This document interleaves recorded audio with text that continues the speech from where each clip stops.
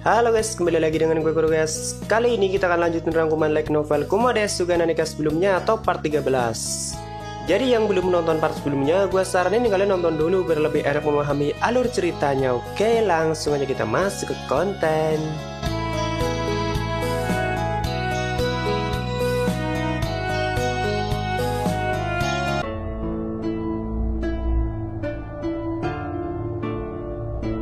Di sini kita lanjutkan percakapan Balto dengan adiknya dulu guys. Jadi Blue baru mengetahui kalau Ariel sudah kembali dan otomatis semua otoritas di wilayah iblis juga akan kembali pada Ariel karena sebelumnya Balto hanya menggantikannya. Mendengar itu, Blue terlihat tidak senang lalu menanyakan pada kakaknya apakah kau baik-baik saja dengan itu. Tapi Balto hanya menjawab tentu saja aku akan menuruti semua keinginannya. Kenapa Blue menanyakan seperti itu? Karena selama Ariel pergi kan Balto yang memegang kekuasaan dan selama itu juga Balto juga membuat banyak kebijakan yang baik untuk rasnya. Misalnya menjauhkan mereka dari perang dan fokus memulihkan perekonomian, sumber daya pangan dan sebagainya. Atau berusaha bangkit dari krisis yang mereka alami. Tapi saat kekuasaan sudah ada di tangan Ariel maka dia akan mendorong ras iblis untuk fokus berperang dan cenderung mengabaikan masalah lainnya atau membuat kebijakan baru. Di sini Balto tahu kalau adiknya selalu mengkhawatirkannya karena Balto selalu berusaha setia pada Ariel dan itu membuat dirinya dibenci atau dimusuhi oleh veteran iblis lainnya. Tapi Balto mengatakan tidak peduli betapa tidak masuk akalnya perintah Ariel, dirinya akan selalu menuruti perintahnya karena tidak mungkin untuk menentangnya. Balto juga memberitahu adiknya jika semua iblis menggabungkan kekuatan untuk menentang Ariel itu gak akan cukup sama sekali. Orang itu bisa memusnahkan ras iblis dengan kekuatannya sendiri jika dia mau. Tapi entah bagaimana jika perang melawan manusia, dia akan menggunakan ras iblis untuk melawannya dan terus mendorong kita untuk terus berperang. Balto sudah tahu fakta itu dari dulu, makanya dia sudah membuang jauh-jauh emosinya dan tidak ada pilihan lain selain menuruti keinginan Ariel daripada rasnya dimusnahkan. Tapi Blue tidak mau mempercayai kalau Ariel sekuat itu karena Ariel memang selalu menyembunyikan kekuatannya. Hanya Balto dan Agnar yang tahu seberapa kuat Ariel. Lalu Balto mulai membahas Shiraori lagi dan menanyakan kenapa kau harus mencintai Shiraori, bukankah masih banyak wanita cantik di wilayah kita? Dan Balto menyarankan lebih baik kau menyerah saja dan cari wanita lain. Padahal itu baru pertama kalinya Blue tertarik pada wanita guys. Tapi langsung disarankan untuk mundur sama kakaknya. Apakah Balto sebenarnya juga mengincar Shiraori? Nggak gitu juga guys. Sayangnya di novel ini nggak ada genre dramanya. Jadi dari semua orang yang dibawa oleh Ariel, bagi Balto Shiraori lah yang paling tidak bisa dipahami dan sangat misterius baginya. Hanya Shiraori yang tidak mempunyai aura kuat, tidak seperti Sophia, Mera, dan 4 boneka Taratek. Tapi naluri Balto berkata lain. Di sisi lain, Balto merasakan kalau kekuatan Shiraori bahkan melebihi Ariel. Ya, Balto emang peka banget sih. Dan itu akan sangat berbahaya jika adiknya mencintai wanita seperti Shiraori, apalagi perilaku Blue kadang seenaknya sendiri dan Balto takut kalau Blue sampai membuat Shiraori marah atau tidak nyaman. Tapi Balto juga memaklumi kenapa Blue tertarik padanya karena emang Shiraori sangat cantik. Sebagai pria, Balto juga mengakui itu. Tapi setelah mendapat laporan dari Pak Tua Butlers kalau Blue diam-diam terus mendatangi kamar Shiraori, Balto hanya bisa menyarankan pada adiknya kalau jangan sampai membuat dia membencimu. Jadi lakukan saja apa yang kau mau, yang penting jangan membuatnya marah ataupun tidak nyaman. Lalu kita menuju ke sudut pandang Deba Gulia guys. Saat itu Gulia sedang bertanya-tanya pada dirinya sendiri apakah semua keputusan yang dirinya ambil di masa lalu sudah tepat, atau apakah akan menjadi penyesalan di masa depan nanti. Mungkin yang dia maksud seperti keputusan meminta bantuan Di untuk menyelamatkan dunia itu di masa lalu, atau membiarkan keinginan Dewi Sarel yang menjadi inti sistem demi melindungi makhluk dunia itu. Ya, dia terus memikirkan itu dan menanyakan pada dirinya sendiri. Gulia kan selalu ragu-ragu dalam segala hal dan tidak berani mengambil tindakan apapun. Tapi sekalinya bertindak dia akan terus menyesalinya. Contohnya saat itu dia sedang menyaksikan kematian Rhaegar yang dikalahkan oleh Wrath. Jadi di sini Gulia mengungkapkan kalau sebenarnya dialah yang sudah menuntun Rhaegar untuk menghentikan Wrath. Karena saat itu hanya Rhaegar yang bisa dia andalkan, soalnya anak buah Nia atau naga lainnya sudah kena bantai sama Wrath, walaupun gak semuanya mungkin. Sedangkan Gulia sendiri tidak boleh turun tangan langsung sama Di. Dan kebetulan saat itu Wrath sudah hampir mencapai desa kecil yang Gulia pertahankan dari dulu. Pada saat Rhaegar hampir dikalahkan oleh Wrath, Gulia menawarkan Nia apakah dirinya mau membantu Rhaegar atau menolongnya. Tapi Nia mengatakan apakah itu yang terbaik. Karena jika Nia ikut campur dalam pertarungan mereka, itu hanya akan menodai harga diri Rhaegar. Nia juga bisa menyaksikan kalau di saat-saat terakhirnya Rhaegar sangat menikmati pertarungan itu dan akhirnya dia mati dengan bangga atau kematian yang sangat dia inginkan. Bagi Nia itulah akhir yang sangat keren untuk Rhaegar yang pernah menjadi pendekar pedang terkuat di masanya. Walaupun dampaknya mungkin tidak baik karena setelah itu Sang Oni menjadi sangat kuat dan pastinya akan menjadi lebih merepotkan. Tapi di saat terakhirnya Rhaegar sudah tidak peduli mau berat itu musuh atau kawan. Dia hanya merasa bahagia karena sempat mewariskan ilmu berpedangnya. Gullier itu kurang memahami hal-hal semacam itu wes, karena hidupnya dari dulu cuma menuruti keinginan orang lain atau Dewi Sariel.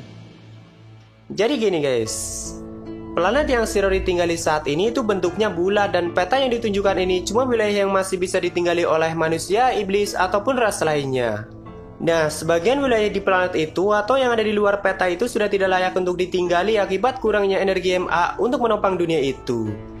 Tapi di sebagian wilayah itu Gullier menciptakan sebuah desa atau kota kecil yang layak untuk ditinggali, bahkan tanahnya juga sangat subur dan tidak ada monster sama sekali. Tempat itu juga terisolasi dari dunia luar dan desa itulah yang sebelumnya ditinggali oleh Rhaegar. Gullier sengaja menciptakan tempat itu untuk mereka yang jiwanya sudah hampir rusak karena menjalani reinkarnasi berulang-ulang atau terlalu besar menyumbang pada energi MA. Jadi kalau manusia, elf atau iblis mati kan mereka akan direinkarnasi lagi ke dunia itu dan menjalani kehidupan baru lagi lalu menaikkan statnya untuk memiliki energi MA. Terus seperti itu berulang-ulang agar energi dunia kembali pulih seperti dulu. Tapi bagi mereka yang terlalu tinggi menaikkan statnya, maka lama-kelamaan jiwanya juga akan terkikis dan rusak dan tidak mungkin lagi untuk melakukan siklus reinkarnasi, contohnya seperti Rhaegar. Nah, untuk menghargai perjuangan mereka yang sudah berjasa besar memulihkan energi MA, Gullier menciptakan tempat yang sangat nyaman agar mereka bisa menghabiskan masa tuanya dengan bahagia. Gullier sih menyebutnya miniatur surga atau tempat peristirahatan terakhir. Jadi sebelum orang-orang seperti Rhaegar mati, Gullier menuntunnya ke desa kecil itu. Bahkan semua ras hidup dengan damai di sana. Dan sebenarnya itulah keinginan Sariel di masa lalu untuk membuat dunia seindah itu. Tapi berhubung Gullier tidak mampu mewujudkannya, jadi dia cuma bisa membuat miniaturnya. Adanya Nia dan para naga lainnya juga untuk memisahkan tempat itu dari dunia luar. Tapi secara mengejutkan Wrath yang kembali ngamuk malah menuju desa kecil itu. Gullier juga tidak mengerti kenapa Wrath tertarik dengan tempat itu. Dan tentunya Gullier tidak ingin orang-orang kesayangannya mengalami amukan dari Wrath. Apalagi jika mereka mati, tidak akan mungkin bisa direinkarnasi karena jiwanya sudah rusak. Melihat tindakan Wrath sejauh ini, lagi-lagi Gullier mengeluhkan keputusan Dee yang mengirim reinkarnator ke dunia itu. Karena beberapa dari mereka selalu membawa masalah besar pada dunia. Tapi di beberapa kasus seperti insiden UFO, nyatanya si Rory lah yang sudah berperan besar dalam mengatasinya. Walaupun tindakannya yang lain hampir saja memusnahkan umat manusia. Saat itu Gullier bersama Nia sudah ada di bekas pertarungan Wrath dan Wrath sendiri sudah hampir mencapai desa kecil Gullier. Tiba-tiba Dee menghubungi Gullier dan mengizinkan Nia untuk menghentikan Wrath, tapi dengan satu syarat, yaitu jangan membunuhnya. Itu adalah cara yang gila sih, mengingat stat Wrath saat ini udah sangat tinggi dan membuat Wrath sadar itu hampir mustahil. Tapi tidak ada pilihan lain bagi Gullier dan di sini Nia juga tidak masalah mati jika itu demi Gullier atau bosnya. Dan akhirnya Nia yang akan menghentikan Wrath, entah bagaimana caranya karena tidak diizinkan untuk membunuh. Lagi-lagi Gullier merasa sedih pada ketidakmampuannya dan hanya bisa membiarkan Nia begitu saja. Karena besar kemungkinan Nia juga akan mati demi menghentikan amukan Wrath, kecuali kalau Nia diperbolehkan membunuh. Tapi di sisi lain, Dee seolah menikmati situasi itu dan akan menjadi tontonan yang menarik baginya. Di sini Gullier mulai takut jika nanti perlahan semuanya juga akan meninggalkannya dan tidak bisa melakukan apapun. Karena Gakia juga sudah meninggalkannya, apalagi keputusan Gakia yang menginginkan si Rory menjadi orang yang akan mengubah dunia itu di masa depan nanti. Secara tidak langsung itu sangat menyedihkan Gullier yang dari dulu tidak mampu melakukan apapun. Gullier jadi membayangkan apakah nanti Sariel juga akan meninggalkannya, karena mau bagaimanapun Sariel juga tidak mungkin bertahan selamanya menjadi inti sistem. Ya, itulah sedikit unek-unek dari Dewa Gullier yang tidak berdaya jika Dee sudah memberi perintah.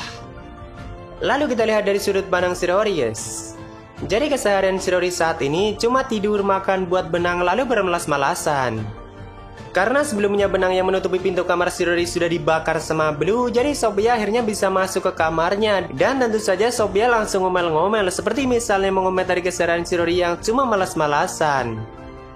Lalu Sophia memaksanya untuk mengikuti pelajaran etika atau les privat yang dijalani oleh Sophia, agar si Rory bisa beradaptasi dengan orang lain dan nantinya bisa belajar di akademi bareng Sophia. Tapi tentu saja si Rory menolak belajar di akademi karena ya wajah dia udah terlalu dewasa juga untuk bersekolah. Si Rory dan Wrath kan langsung mendapat wajah dewasanya, tidak seperti reinkarnator yang lain. Semenjak itu hari-hari Sophia mendatangi kamar si Rory dan memaksanya untuk mengikuti les privat. Blue juga selalu mencuri-curi waktu untuk datang ke kamar si Rory kalau Pak Tua Butters sedang tidak ada. Karena Sophia dan Blue sama-sama punya sifat yang keras, jadi kalau mereka bertemu di kamar si Rory, mereka berdua akan bertengkar seperti anak kecil. Karena Sophia juga sering kali meledeknya di depan si Rory atau menyindir Blue kalau si Rory memalingkan wajahnya yang tidak ingin melihat wajah Blue. Tapi Blue tidak pernah menyerah dan terus datang sambil membawakan si Rory makanan, cemilan, dan sebagainya. Di hari itu Blue juga membawakan sesuatu untuk si Rory dan seperti biasa Sophia juga meledeknya. Mereka berdua sama-sama tidak mau mengalah dan malah saling memancarkan aura satu sama lain. Tapi Blue yang memancarkan aura api tingkat tingginya masih belum sebanding dengan aura Sophia. Sampai kamar itu pun membeku dan si Rory yang sedang asik ngetes sambil menonton mereka juga harus merasakan dinginnya sampai tehnya juga membeku. Karena mungkin belum merasa malu, jadi dia pergi sambil meninggalkan hadiah yang dia bawa untuk si Rory. Ternyata dia membawa satu botol minuman keras yang mungkin sangat mahal. Nggak tahu dia dapat informasi dari mana kalau si Rory suka minum. Jadi selama menjadi dewa, si Rory belum pernah sekalipun minum lagi karena Ariel terus melarangnya mengingat fisik si Rory sangat lemah. Tapi di hari itu dia sangat ingin meminumnya dan sepertinya minuman yang dibawakan Blue juga terlihat enak bagi si Rory. Apalagi Ariel juga tidak ada. Jadi si Rory meminumnya bersama Riel dan Viel, sementara Sael dan Sophia hanya menontonnya. Tak lama kemudian si Rory yang sudah mabuk merasakan dunia sedang berguncang dan dia malah menuduh Sophia yang melakukannya. Jadi si Rory menyuruh Sophia untuk menghentikannya, nanti bisa-bisa dunia akan hancur, kata si Rory. Tentu saja Sophia cuma bingung dan menanyakan apakah kau baik-baik saja. Si Rory menjawab tentu saja tidak, makanya aku menyuruhmu berhenti. Setelah itu si Rory mengatakan kalau begitu aku yang akan menghentikanmu. Sophia yang merasakan bahaya langsung menyuruh Sael untuk menjaganya. Ya, Sophia udah paham kalau si Rory lagi minum pasti dia reseh. Tapi si Rory yang mengira Sael akan menahannya malah mengaktifkan mata jahat penolakan. Lalu di saat yang bersamaan si Rory juga mengaktifkan Black Wave pada Riel dan Riel. Jadi mereka semua terhempas akibat terkena gelombang itu. Sambil tersenyum sombong dia mengatakan, kalian terlalu cepat 100 tahun untuk mengalahkanku. Lalu si Rory mengikat mereka semua dengan benangnya, dan dia juga terus menggelitiki Sophia tanpa henti. Si Rory juga sengaja menggantung mereka semua terbalik agar celana dalam Sophia yang imut kelihatan. Jadi tanpa sadar dia mengaktifkan beberapa kemampuannya, guys. Perjuangan Mas Hooligan jadi tidak sia-sia sih, karena gara-gara minuman itu si Rory jadi bisa menggunakan kekuatannya lagi. Lalu di keesokan harinya, si Rory yang baru saja sadar mencoba mengambil air biasa tanpa menyentuhnya sedikit pun. Dan dia sendiri juga kaget kenapa bisa melakukan itu. Bahkan saat itu dia sudah bisa melihat aliran energi dewa yang mengalir di tubuhnya. Jadi si Rory langsung mencoba membuat rune untuk menciptakan sihir gelap di tangannya. Lalu dia juga meledakkannya. Tapi tidak ada luka gores sama sekali karena dia juga meningkatkan pertahanan fisiknya. Melihat itu dia berteriak sangat keras dan mengatakan, akhirnya aku kembali. Setelah itu dia mencoba 10 matanya yang sebelumnya cuma jadi hiasan, dan kali ini si Rory bisa melihat dengan jangkauan yang sangat luas. Tapi dia juga melihat Sael, Sophia, Riel, dan Viel yang sedang tergantung di atasnya. Karena emang benang si Rory menjadi sangat kuat, jadi mereka tidak bisa melepaskan diri. Dan tanpa rasa bersalah si Rory menanyakan apa yang sedang kalian lakukan di sana. Lalu kita lihat dari sudut pandang Sophia, guys. Saat itu Sophia sedang meluapkan kejengkelannya dan memukuli bantal di kamarnya. Dirinya sudah berlatih keras bahkan tidak pernah tidur semenjak tinggal di rumah Balto, tapi sama sekali belum ada bapaknya jika melihat kekuatan si Rory. Untuk lepas dari benangnya aja dirinya nggak mampu. Dan sampai saat ini Sophia juga belum bisa melampaui Ael yang berarti masih lebih lemah dari Sael, Riel, dan Viel. Ya sebenarnya dia sangat kuat jika dibanding manusia atau iblis pada umumnya, cuma makhluk yang ada di sekelilingnya aja yang nggak ngotak kekuatannya. Dan kebetulan Sophia mempunyai sifat iri yang sangat besar dalam dirinya. Dia selalu merasa iri pada si Rory, tapi di sisi lain dia sangat menghormatinya dan ikut merasa senang melihat si Rory yang bisa menggunakan kekuatannya lagi.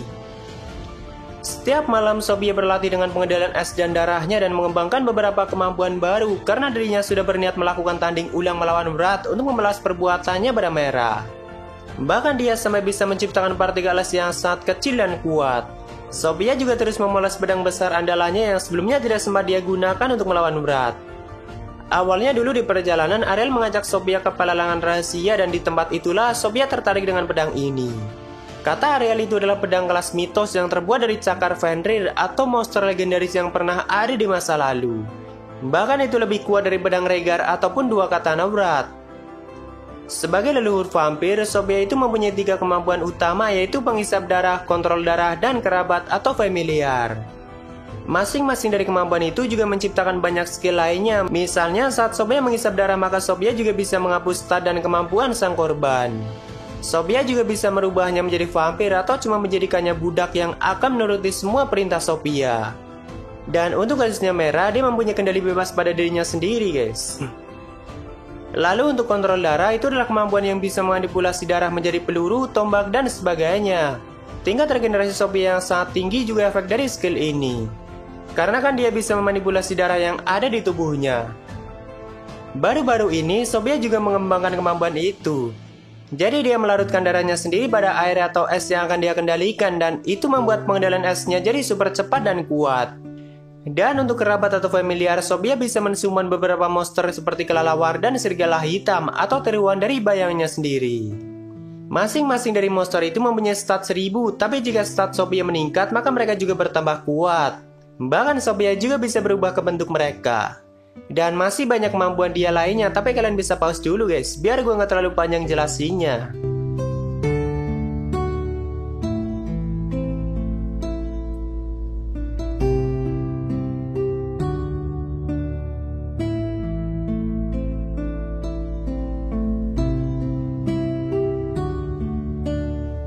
Tapi itu saja masih belum cukup untuk mengalahkan Ael di pelatihan, yang berarti Sophia juga belum bisa mengalahkan Brad.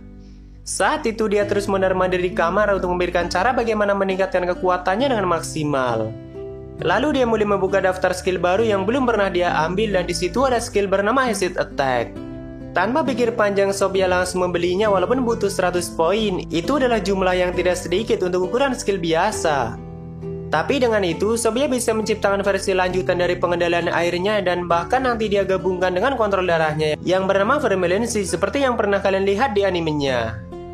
Saat itu dia langsung mencobanya pada benda-benda yang ada di kamarnya, dan seketika benda-benda itu langsung lenyap atau larut ke dalamnya. Sael yang sedang duduk di pojokan juga ikut menatapnya dengan heran. Dengan itu pertahanan dan serangan dia juga meningkat, tapi bagi Sophia itu masih belum cukup, dan tak lama kemudian Sophia mulai melihat skill kecemburuannya yang ternyata sudah mencapai level 9. Tinggal 1 level lagi maka dia akan mencapai tingkat envy atau iri dengki. Salah satu dari 7 dosa mematikan. Cuma dirinya sudah berkali-kali kena marah sama Ariel dan Shirori untuk jangan menaikkan level skill itu. Tapi ya sifat iri emang udah identik banget dengan kepribadian Sophia, jadi mau dibiarkan pun level kecemburuannya akan tetap naik dengan sendirinya. Dan di sini dia cukup bandel dan menggunakan poin skillnya untuk memaksimalkan skill itu. Tapi tentu saja dia akan berusaha menyembunyikannya dari Ariel dan Shirori. Jadi akhirnya Ruler of Envy didapatkan oleh Sophia, yang berarti di waktu ini belum ada yang mencapai gelar itu. Dan itulah counter alami dari skill Wrath, atau bahkan counter dari semua skill ruler sih, karena dengan itu Sophia bisa menjegal skill apapun. Saat itu dia beberapa kali melihat Sael yang terus menatapnya dengan rasa penasaran, tapi tentu saja Sael tidak tahu kalau Sophia baru saja mengambil gelar Envy. Lalu dari gelar Envy, Sophia mendapat 2 skill baru, yaitu Divine Skull dan Root of Evil. Bahkan stat dan level tabunya juga ikut meningkat. Untuk Divine Skull itu memperkuat pertahanan Sophia dan bisa mengubah kulitnya menjadi seperti sisik naga, dan kalian juga pernah lihat di animenya saat Shun menebas kulit Sophia tapi tidak ada goresan sama sekali. Karena dia lemah sih. Setelah itu Sophia akan terus meningkatkan kemampuan barunya dan siap untuk melakukan tanding ulang melawan Brad yang juga sudah bertambah kuat. Lalu kita kembali ke Shirori guys. Semenjak insiden mabuk, Shirori juga terus menciptakan dan mengembangkan kemampuan baru. Walaupun belum sebanyak saat dirinya masih menjadi Arachne, karena untuk menciptakan satu sihir dia juga harus menciptakan satu rune atau formasi sihirnya. Soalnya udah nggak dapat dukungan dari sistem. Jadi dia harus memahami cara kerja dari sihir itu, tapi lebih detailnya gue jelasin ke depannya aja guys, biar kalian nggak bosan. Intinya di waktu ini, Shirori baru bisa menggunakan teleport, elemen gelap, mata jahat, peningkatan fisik, dan benang laba-labanya. Itu semua juga dia masih terus mengembangkannya. Tapi kenapa sihir tingkat tinggi seperti teleport Shirori bisa menciptakannya? Karena dari dulu kan dia selalu menghafal formasi teleport milik orang lain. Saat itu dia sedang menguji 8 pupil matanya dengan mata tertutup, dan semakin memperluas jangkauannya, bahkan dinding dan gedung bukan lagi halangan, dan itu pun dia melihat dengan sudut 180 derajat. Jadi atas, bawah, depan, belakang, samping semuanya kelihatan sama Shirori tanpa membuka matanya. Seperti biasa di sebelahnya ada 4 penonton penikmat kacang, yaitu Sophia, Sal, Viel, dan Riel. Setiap hari mereka selalu mengganggu latihan si Rory. Seperti saat itu, Viel yang paling jahil mulai mendekati si Rory karena melihat si Rory yang menutup matanya. Viel mulai menggerakkan tangannya di depan mata si Rory. Mungkin dia penasaran si Rory melihatnya atau tidak. Lama-kelamaan Viel malah semakin iseng dan mulai menari seperti orang gila. Dan kebetulan si Rory ingin mencoba mata jahat Einert atau versi baru dari mata jahat yang sebelumnya bisa melumpuhkan lawan. Saat itu tubuh Viel langsung berhenti bergerak seperti patung karena mata jahat Einert diciptakan untuk menghentikan waktu di sekitar tubuh lawan. Jadi kalau si Rory tidak melepaskannya, waktu di tubuh Viel akan terus berhenti. Setelah itu si Rory pun melepaskannya dan di waktu yang bersamaan dia juga berpindah ke stratum bawah yang ada di labirin karena hanya tempat itu yang muncul di pikiran si Rory. Dan di tempat itulah dia bisa leluasa mencoba semua kemampuan barunya tanpa mengkhawatirkan efeknya. Walaupun di tempat itu juga banyak kenangan buruk yang masih membekas ingatan si Rory. Tapi setelah tiba di sana, si Rory langsung dikerumuni oleh laba-laba putih atau anak-anak yang sudah lama dia tinggalkan. Mereka terlihat sangat senang melihat ibu mereka kembali. Walaupun kebanyakan dari mereka yang menciptakan adalah para realmen, tapi para realmen ya sama aja bagian dari si Rory. Dan kalau kalian penasaran di mana para realmen, mereka ikut terserap ke dalam jiwa si Rory saat mengalami pendewaan. Tapi mungkin nantinya si Rory juga bisa menciptakan mereka lagi sih. Lalu setelah cukup lama berada di tempat itu, si Rory berniat kembali ke rumah Balto. Tapi anak-anaknya yang menyadari itu memperlihatkan tatapan sedih seperti tidak mau ditinggal oleh ibu mereka.